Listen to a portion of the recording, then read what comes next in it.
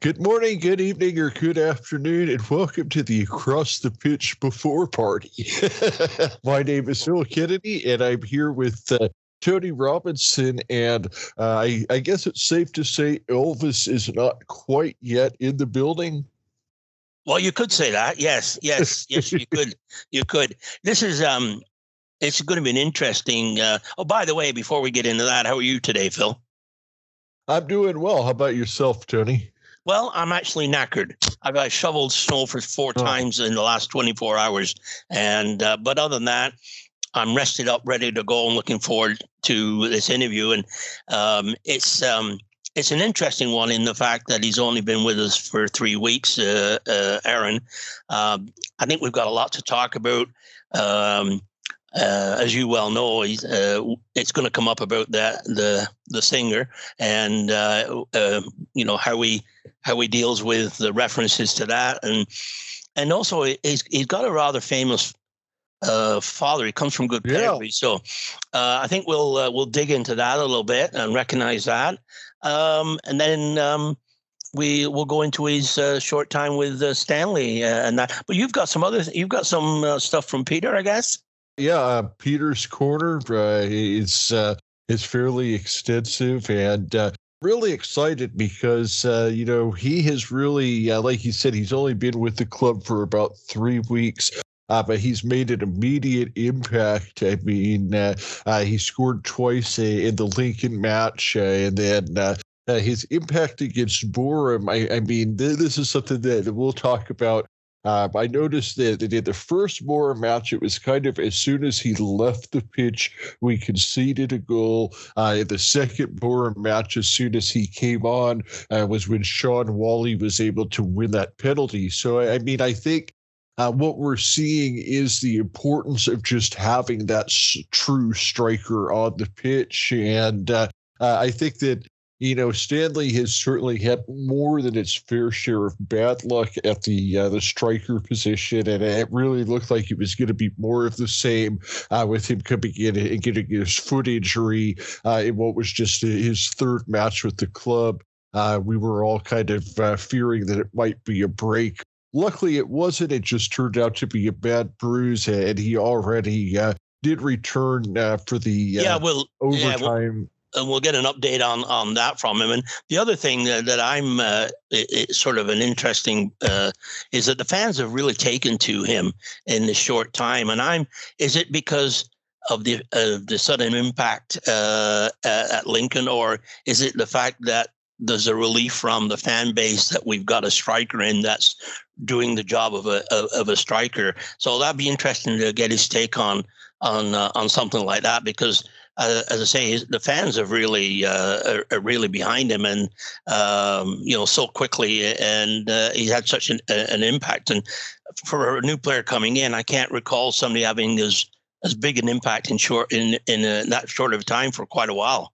Yeah, absolutely. I think the last time we mentioned was Tariq Uwakwe a few seasons ago when he had, I think it was a hat trick in like his second game out with Stanley was the last time that somebody really kind of came on and just immediately made an impact like this. And I think if I'm not mistaken, that might have been in the Papa John's Trophy against Leeds, if I'm not mistaken. So there's a bit of a connection there too. But anyway, I'm ready to go. Phil. Under 21 Leeds. Yeah. That's right. I forgot all about that. Good, good memory, Tony. Yep. Well, let's go ahead and bring Aaron in and looking forward to this. The building, Burden goals. Let's bring him into the studio, looking forward to it. Let's bring him in.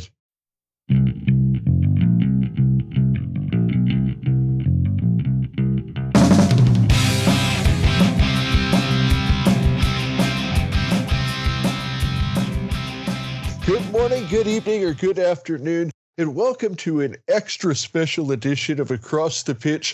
Elvis is in the building. My name is Phil Kennedy, and I'm here with my co-host, Tony Robinson, as we have one of the newest additions to Accrington Stanley, a striker who made a very big name already. with a couple of goals against Lincoln City. Aaron Pressley, we're very excited to have you on the show today. I mean, with Accrington Stanley, we've had a great need for a striker ever since Lowe went down at the beginning of the season, and you have really stepped in and made an immediate impact. So first and foremost, thank you for joining us on the show today.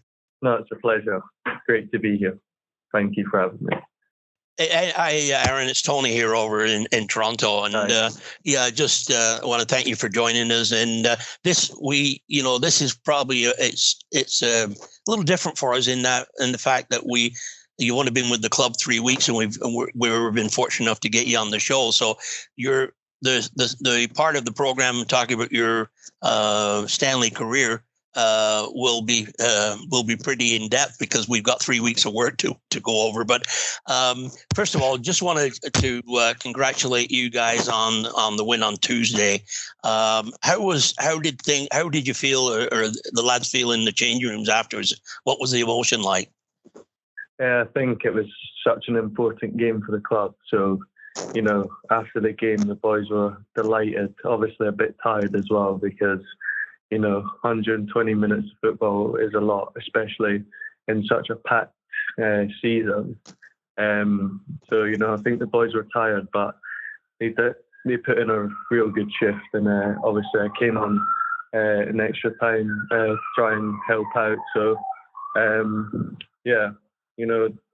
think it was such an important win for the club. And, it's great.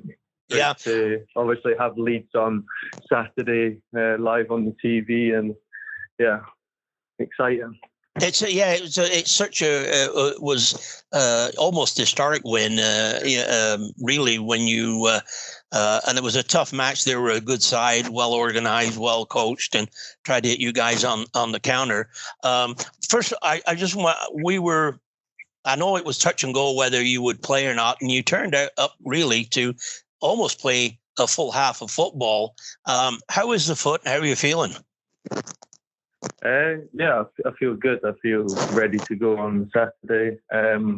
Obviously, it was quite badly swollen and bruised, so it was just sort of getting it feeling right again. And the swelling's gone down quite a lot. Obviously, I can still feel it a little bit, but it's playable. Obviously, it was a good test to come on for 30 minutes in the game the other day and just see how it is. So I think, once I'm in the game, it'll be fine.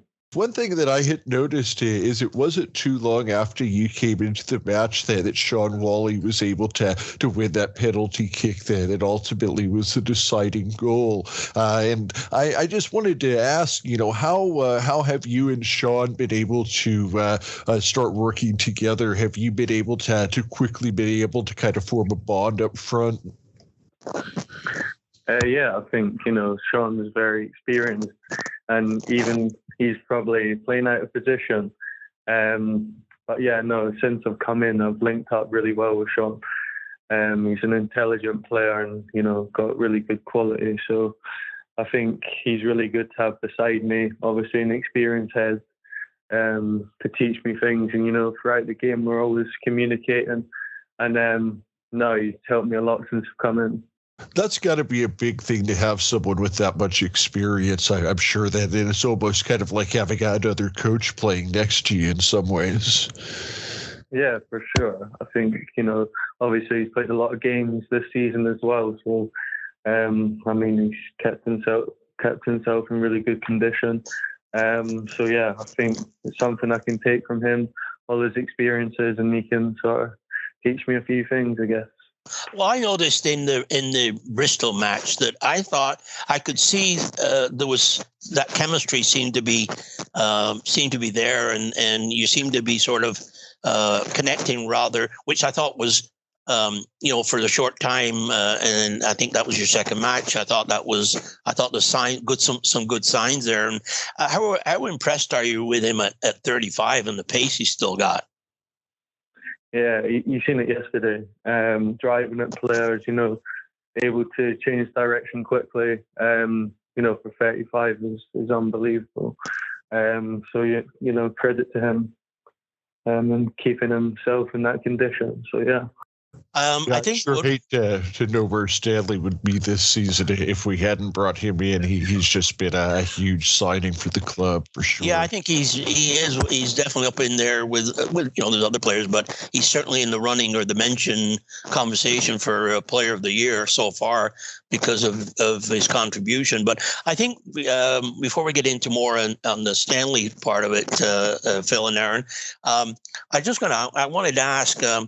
When somebody brings up your name, what is mentioned first? Is it the singer or is it your dad? Because you come from a fairly, well, I say fairly, but a well-known father in his career. So what name is brought up first when they talk about Aaron Pressley? It depends, really. Obviously, Elvis's middle name was Aaron as well, so that's brought up in conversation. But yeah, obviously my dad, played the game. He's been around. So yeah, I mean, that gets brought up as well. So you get the two opposite sides. You get the amazing singer and you get the decent footballer. I'll give him that. Yeah, no, well, your dad is not only a great footballer, but he's also great. I wouldn't say great. To me, anybody that's playing professional is a great footballer. To me, yeah. But he's also a manager too. So what was it like being able to grow up and kind of have a dad and a coach all in one? Yeah, it's been great. He's taught me so much, and I've always got someone to pick up the phone to and ask questions, and he always keeps me on track, and he's been through the struggles of trying to make a career, and he's been in the similar shoes to me, so it's a great thing to have. Yeah, he's one of the handful of players, and going back in the day, because this didn't happen at all back in the day. He's one of the handful of players that has played for both Celtic and Rangers as well, right? Yeah, I think, there's not many players that have done that. And, yeah, I mean, it's a difficult one because, I mean, you're not very light once you cross over the divides. So, yeah, I mean, he's been there as a player, so he knows, the challenges that come with it, which is really good. One of the players that I remember the name that played for both was a name called Maurice Johnson, or he went by Mo, and he actually came over here and was the first coach of the Toronto FC team in the MLS. So, and that's where when I was looking up for this interview, I saw that, and your dad was capped 32 times for Scotland. He won the 2006 Scottish Cup final, and then I don't know if you knew this, Phil, but when he was with Heart of Midlothian, and you were a mascot at that game, weren't you? Yes, I was. Yeah, it's a long time ago, but I was. Yeah. How old were you then, and what was that experience like? I mean, it was a long time ago, so I can't really remember. I can only remember a little bit.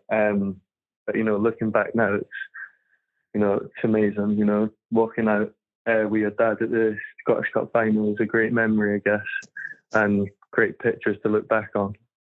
So that Rangers Celtic rivalry that Tony mentioned a bit, I mean, that's not just one of the rivalries in Scotland. I mean, that's one of the biggest rivalries in the whole world of football. So what was it like kind of seeing that from both sides?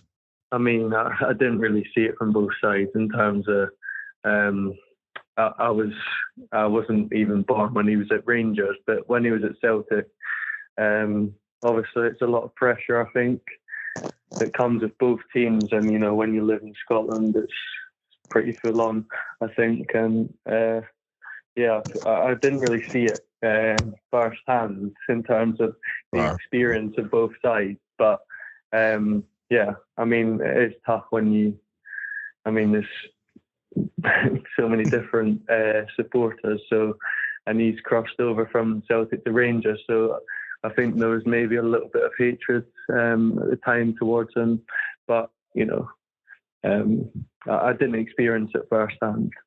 Oh, okay. I wasn't sure. So that was a little before you were born. So you're asking him to go back before he was born. I don't think he's going to. It's a tough one. Let's talk about your youth career a little bit. So you started at Hearts, and then you were with Aston Villa for quite a while, from 2013 through 2020. So tell us a little bit about your youth career, and especially your time at Aston. Well, I started off when I was, really young. I started at Celtic. So when I was, I think, under 9s, under 10s, I was at Celtic, and, that was really good. I remember the training there was great. A lot of technical work. We had a great coach as well. And you'd done so many, technique sort of work. And that was great. And then I went to, I think it was too far to travel when I was younger. So, and my family was staying in Edinburgh. So I joined Hearts and played there for a year. And then I think because my dad got the Coventry City job in when they were in League One, moved down to Coventry. And I was in the Coventry Academy for under 14s. So I think it's got it wrong on Wikipedia. So I was at the Coventry Academy to under 14s when he was there. And when he left, there was a bit of a strange situation. And I ended up with no club. So played Sunday and Saturday league at under 15s. I started playing Sunday and Saturday league, and I think Aston Villa scouts were down watching one of the games, and I got invited in on trial. I went to train with them, and eventually Sean Verity, who was a great coach and great guy, he pushed for me to get signed, and I signed there. And from 15s to my second year scholarship, which would have been under 18s, I was at Aston Villa, and I loved it there. Some great memories there, and then obviously to Brentford, and that transfer to the Brentford, that just happened just before COVID hit. That must have been, just getting to a new club, and then everything was sort of thrown up in the air with COVID. Did that have any negative effect on your development, or how did you handle it? I think I just signed the end of January, and I was starting to get into it. I was playing well. I scored a few goals before the COVID break, and then I think around February, March time, COVID hit, and I think it was everyone back to the house and everyone off training, and you just had to. I built a great routine over lockdown in terms of keeping fit and keeping sharp on the ball. So I think it was obviously devastating because, I just joined a new club and I wanted to get into the groove of things and keep up my good form, which I'd started in the B team. And obviously I was loving training, just getting comfortable in the environment. And then COVID hit, and it sort of stopped my progress for a bit. And I had the time off, and in that time I kept fit and kept sharp, and I came back in really good shape and ready to go for one of my best seasons. Well, I think too is I guess if there's a positive come out of that is that in the championship season for Brentford, and through football, they increased the number of subs allowed on the bench, and you were able to make the bench during the championship season, I believe, right? Yes. I think that was obviously that helped me out a lot. During the COVID season, I think they increased it because there was so many games or something to do with that, increased amount of subs. So yeah, I was playing really well in the B team, and credit to our coaches there, Neil McFarlane and Sam Saunders. They got me playing really well. Great coaches, and yeah, they got me playing some of the best football. It's the fittest I've felt, and yeah, I was really sharp, and I got pushed up with the first team. I remember playing an in-house game against the first team and doing well, and from that day, I got pushed up for a spell and trained with the first team every week really, and yeah, eventually worked my way and into the squad, and eventually got my debut, which was nice against Rotherham away, live on Sky. So it was quite a nice. Yeah, that's a pretty good way to get your debut. Yeah, I mean, so speak of your time with the B team. I mean, to say you were playing well is an understatement. You had 19 goals in 26 games. You were player of the season, so you had a heck of a year there. Yeah, I mean, yeah, I played well. I think it was quite a tough season, obviously, because it was still under COVID restrictions. Because the first team, obviously, they had to keep it tight and make sure no COVID cases were in the camp. So it was a difficult season in terms of the stuff off the pitch and all the precautions, that sort of thing. But I think I really started playing well, and credit to the coaches and yeah, the players I was playing with that season. We had some great games, and obviously the thing with the B team is the trips abroad. There's quite a few trips abroad, but that season it didn't happen because of COVID. So we played a lot of UK teams, and yeah, it was really good. It built my profile quite a lot, and yeah. So then you went over to AFC Wimbledon for on a loan spell, and made I think around 21 appearances. But you had some issues with an hamstring. How I mean, that's got to sort of you're on loan and you pick up this injury. How did that season go for you? Do you think it was a learning experience, a success, or was it sort of a not a great experience? What do you think?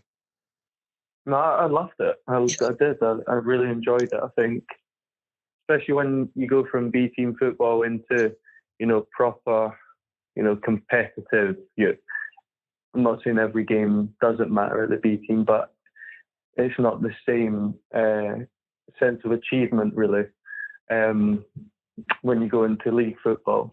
So I really enjoyed it. I think it was certainly a learning experience for me. I played some really good games, and I played some average games and not my best games, but I think that was all part of the experience. I'd gone out my comfort zone and tested myself, and I think I've done, my progress was good over the spell I was there. It was just frustrating because when I got injured, I feel like I was just ready to kick on and show everyone what I can do. Yeah, that's it. That's kind of exactly what I was really looking deep into your match by match stats, and it did look like that was just a frustrating season because it would seem, you would get maybe 4 or 5 starts going, and then the hamstring would pop up again. I'm sure that's got to be a really frustrating season. Yeah, for sure. I think when you get the starts under your belt and you start getting the run of games, all you want to do is continue that. And I guess that hamstring didn't help me, but it did help me off the pitch in terms of building good routines and learning about the gym and learning about my body, and something that's going to hopefully keep me in good stead for the rest of my career. Yeah, you're a footballer and you want to play football, and I think that's probably the main thing that we hear from everybody that comes on is that the biggest thing that you want to do is be ready to play those matches every Saturday or Tuesday night when they come up. Yeah, it's obviously frustrating because especially the situation that AFC Wimbledon were in last year, difficult situation in a relegation battle, and you're sitting on the sidelines watching, and you can't help out. So yeah, it's frustrating, especially when they had such a good group of lads at Wimbledon. And yeah, I would have loved to play the second half of the season there and show what I did in spells in the first part of the season. Now, nobody wants to be in a relegation battle, of course, but do you feel like that experience with Wimbledon will help you towards this season as Stanley faces their own relegation battle? I think, yeah, for sure. I think I've seen it firsthand, and I've seen the pressures that come with it. And I think for sure that's going to help me out. I've been in that situation, and yeah, I think I can really help out this team, which is a good thing. And I think, as a squad, I think we've really got enough to stay in this league. Well, I think so too, and I think that what we've seen out of you these first few games, shows that you're the piece to the puzzle that we've been looking for. But before we talk about some more football here, like I mentioned before we started the show, Tony does have some fun questions he's going to ask you. This just started off as some like North England versus South England stuff, and has now become the most popular segment on our show. So, let's turn it over to Tony for the now world famous rapid fire.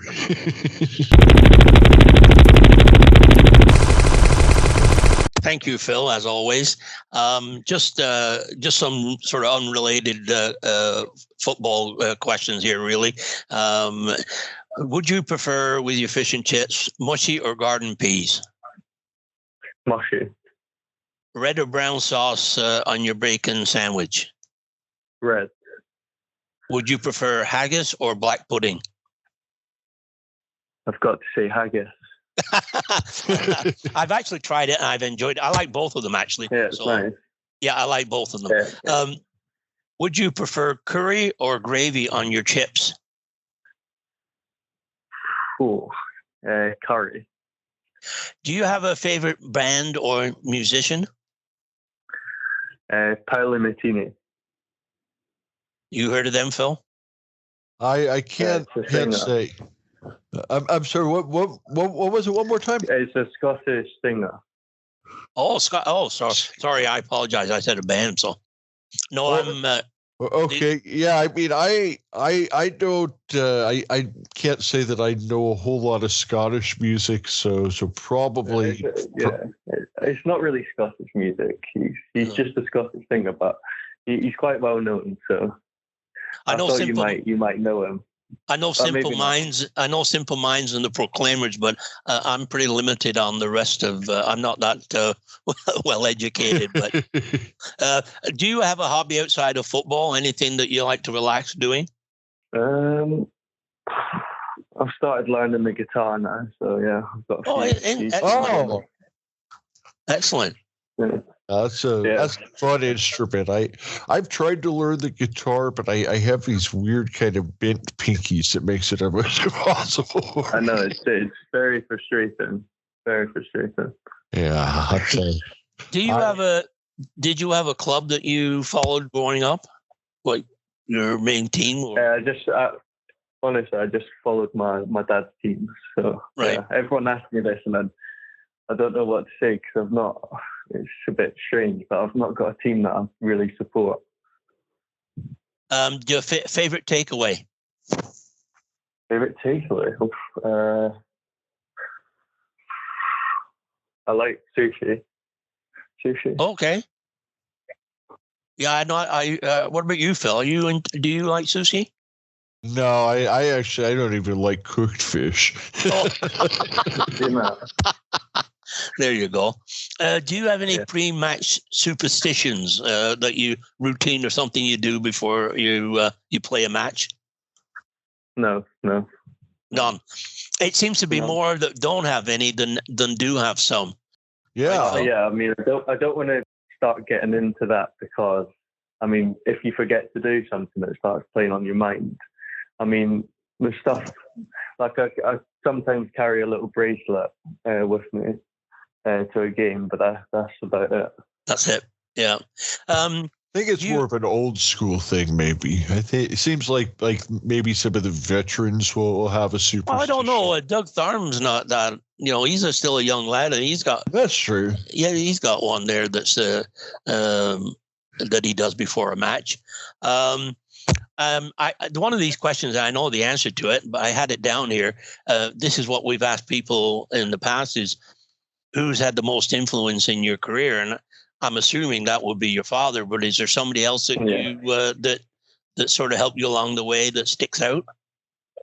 I'd say my B team coach, Neil McFarlane, and Sean Verity, my coach at Aston Villa.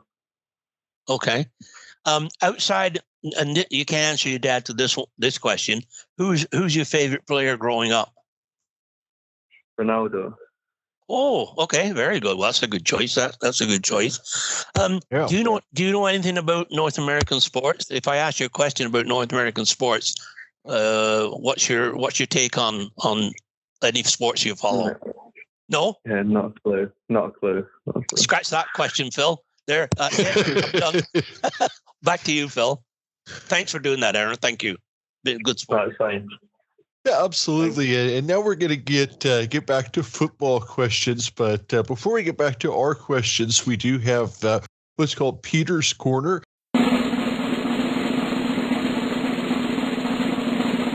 And Peter Latham, who's, of course, the chairman of the Accrington Stanley Supporters Trust and arranges most of these interviews for us. He usually sends in a few questions, and we call that Peter's Corner. And today he has some really good ones. The first of which he says, it was nice to see your dad at the Boreham Wood match for your debut. And he wanted to know, does your dad come to most of your matches? He does, yeah. He does try and come to most of my games. I think he's coming up to the game on Saturday against Leeds. So, he tries to watch most of my games.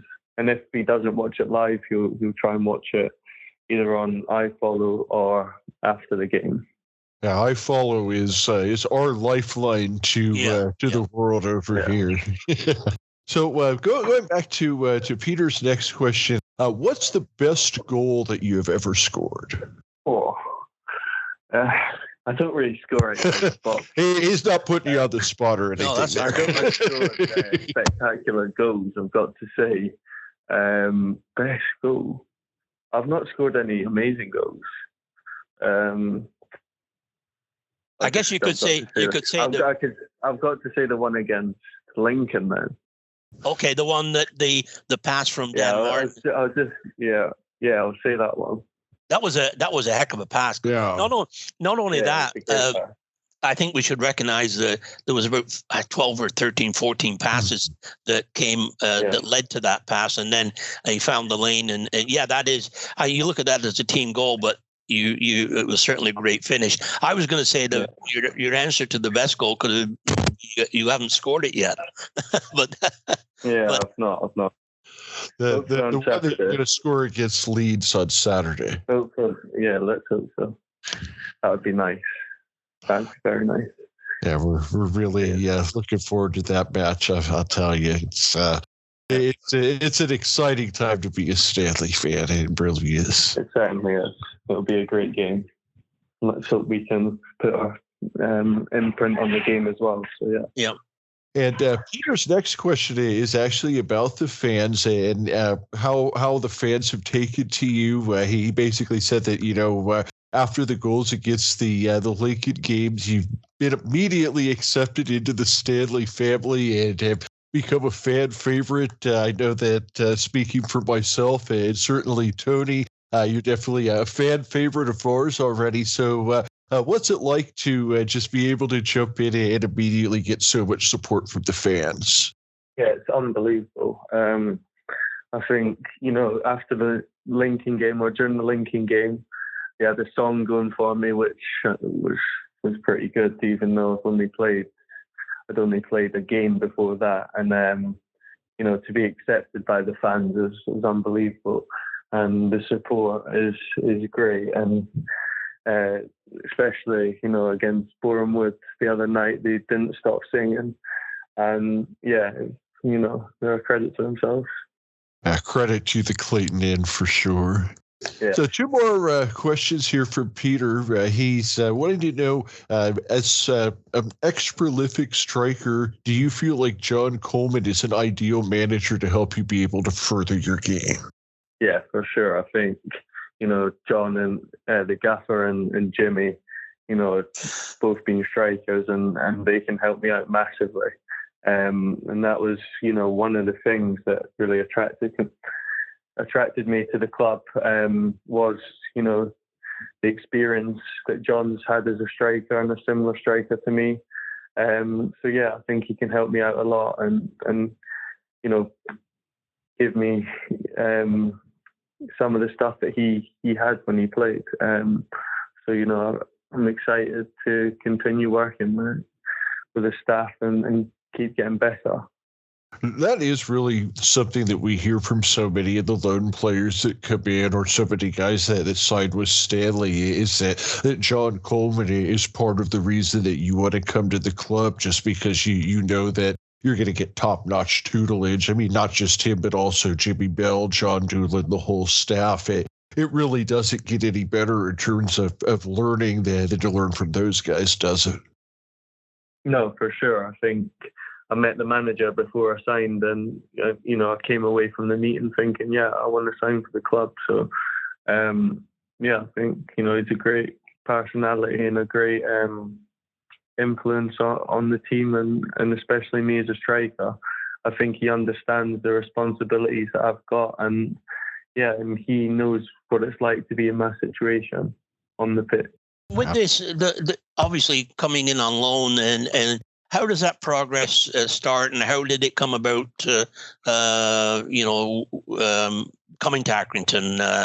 Tell us a little bit about how that developed and your how things worked out for you there.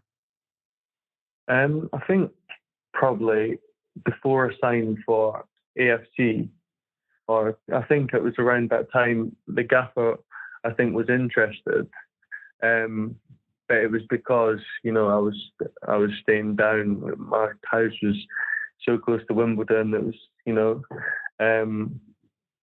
and there was initial interest, and I think in January I wanted to get out as soon as possible in terms of go and play games, but I wanted to make sure it was the right club and the right fit for me.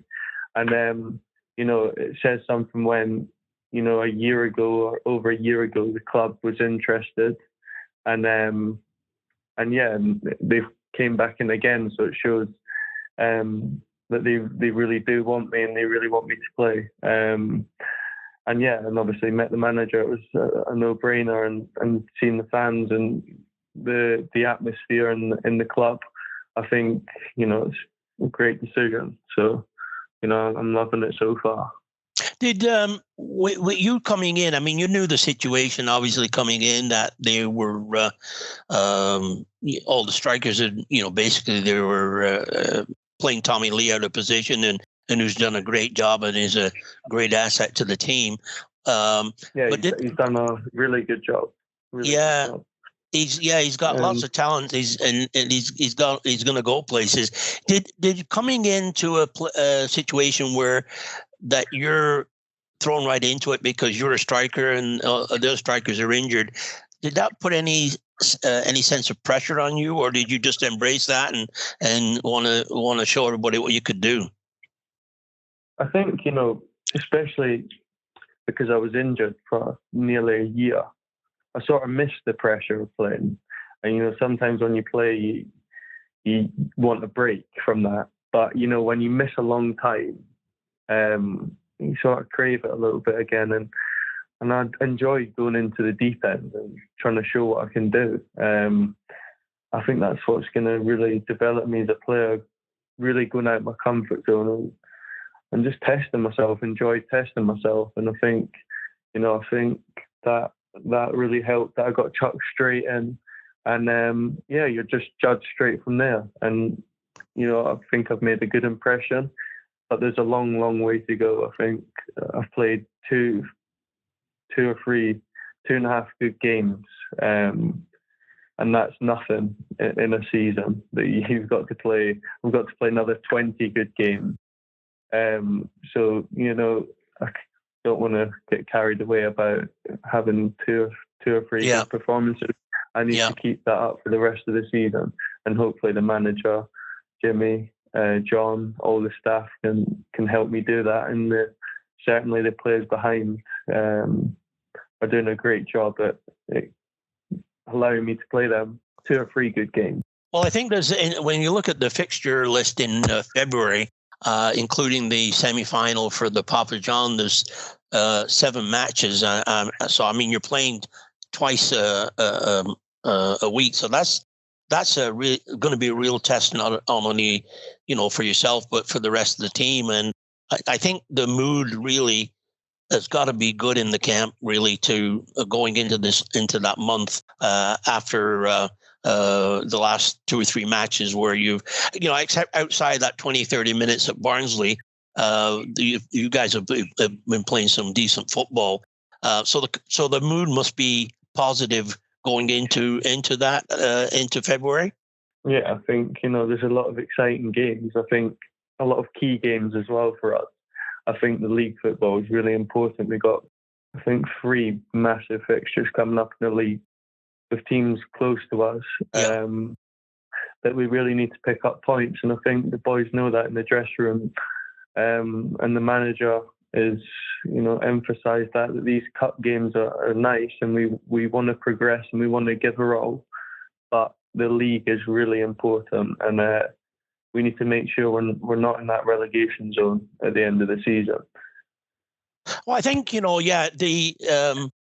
the position you're in, obviously down there in 20th, but on a positive note, your 2 games in hand over MK Dons and one over in Morecambe. But that being said, they don't mean a thing until you play the games and get points on the board, correct?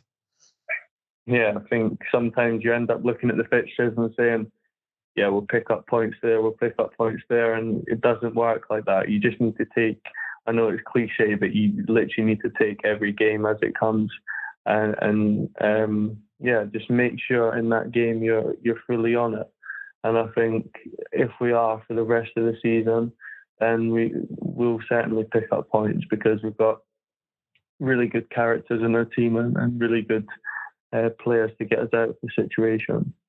How quickly does it take you to adjust when you come into a new team, a new changing room? How long does it take for you to adjust, and when you sort of feel like you're comfortable, you're at home? Is it an adjustment time frame for you? I think obviously there's a lot of adjustment. I maybe take a little bit longer in terms of a little bit quieter, but when it comes to match day, I make sure I'm loud and I'm imposing myself on the team. So I think maybe it takes me a little bit longer in terms of in the dressing room, but I think the boys have welcomed me unbelievable, and it's a great team and a great family culture in the dressing room. So I'm enjoying it. I'm really enjoying it. Good. Phil?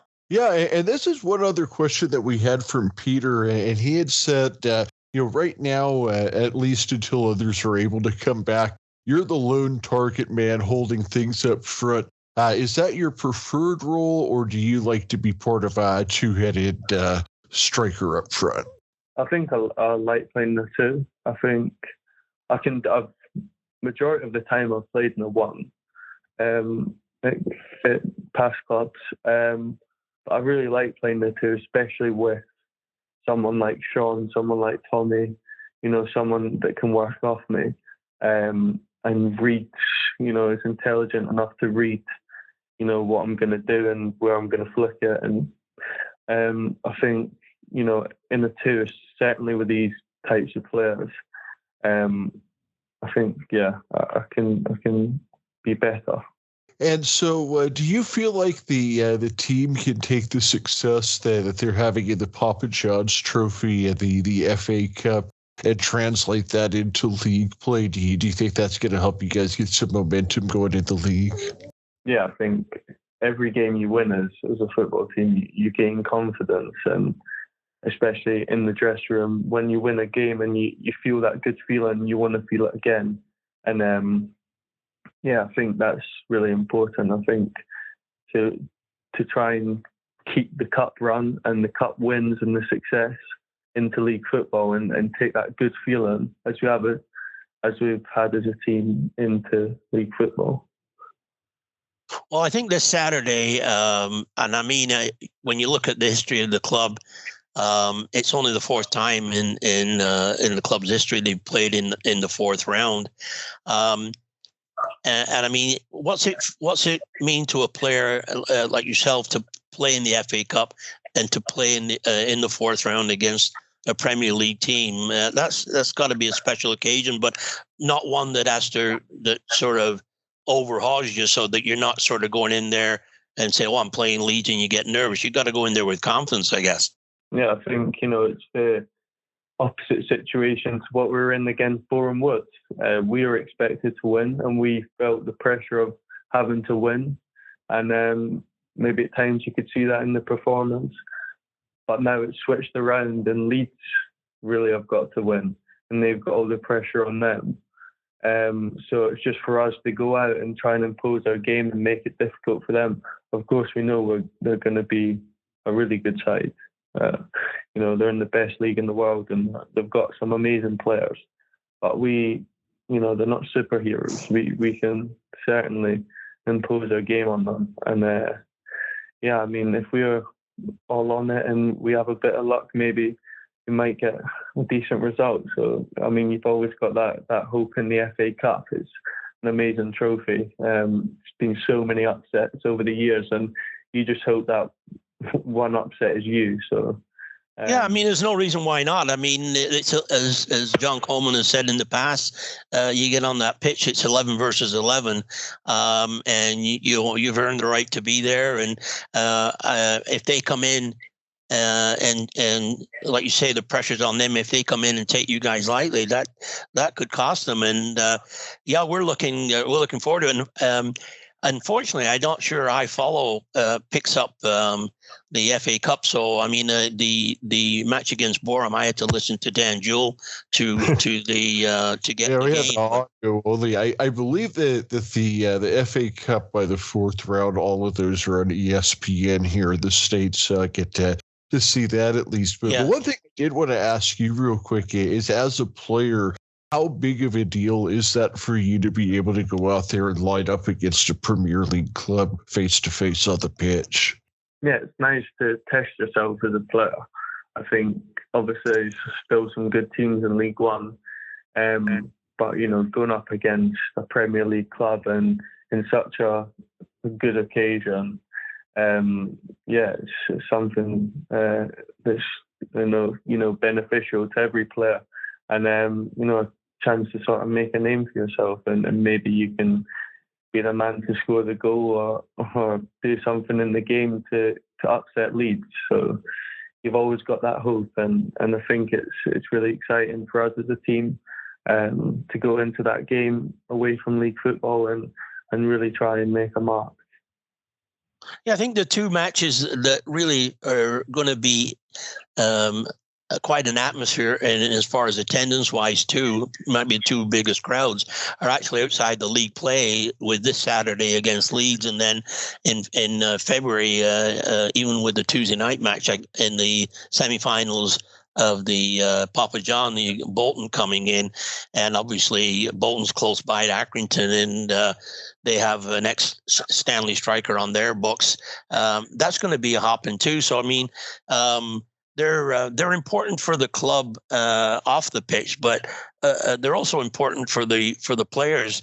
I mean, for Stanley, if they win against Bolton, it is a trip to Wembley where they've never been. So you can be, and you win on Saturday, you can be part of history. That would be something special, wouldn't it?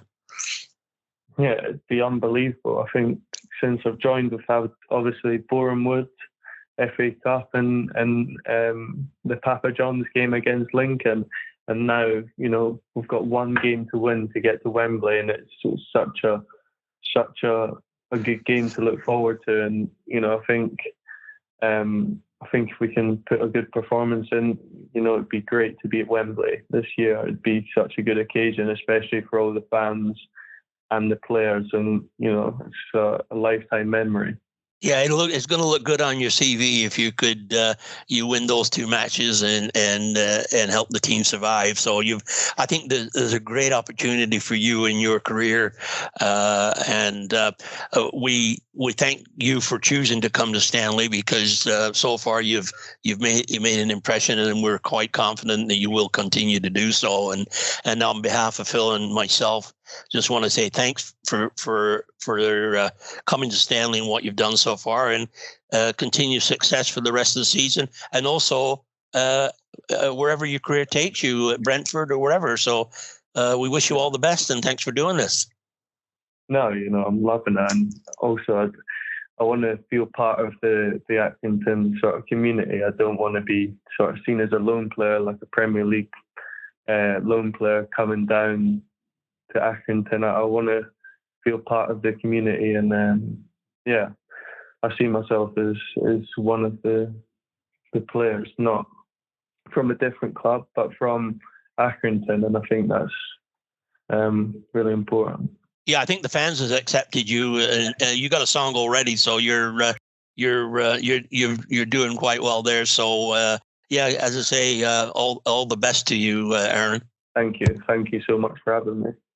Oh, absolutely, and it means the world to have you come on the show with us and spend some time today.